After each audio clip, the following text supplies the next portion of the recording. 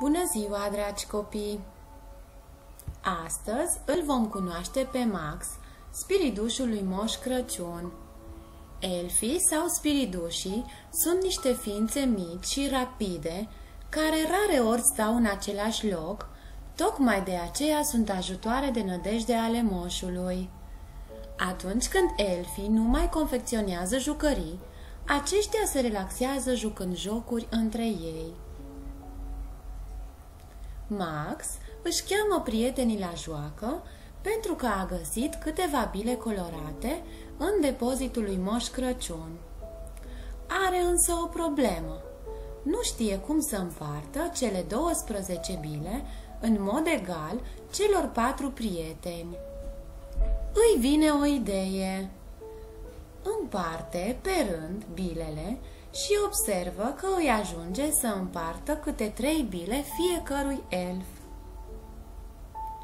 Știți voi că elfii se plictisesc la fel de repede? Max găsește o trusă de pensule și se gândește ce bine ar fi dacă s-ar apuca de pictat. Zis și făcut. Ia în mână 2 pensule, una mai subțire, iar alta mai groasă, și împarte pensulele din trusa moșului. Se gândește că ar trebui să dea fiecărui elf câte 2 astfel de pensule. De data aceasta, îi se alătură 5 prieteni. Fiecare primește câte 2 pensule și în trusa moșului nu mai rămâne nicio pensulă. Câte pensule erau în trusa moșului?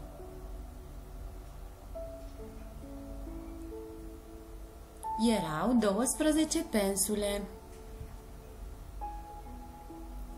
Cum sunt ei ocupați cu joaca lor, șoricelul rond se strecoară în cămara elfilor.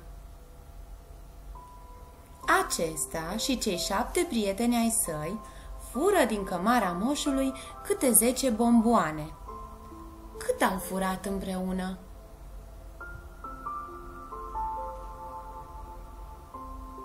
Au furat 80 de bomboane. Ce credeți că se mai joacă Max? Max pleacă în grădina plină de dulciuri, unde cresc cacadele și bomboane la tot pasul. Se oprește în dreptul unui arbore, care are pe fiecare ramură câte 7 bomboane. Dacă arborele are 4 ramuri, câte bomboane are în total? În total are 28 de bomboane. Iepurașul Rilă, care locuiește acolo în grădină, este atent să-și numere proviziile sale. A făcut 6 grămezi a câte 3 morcovi. Îl ajutăm să-i spunem câți morcovi are?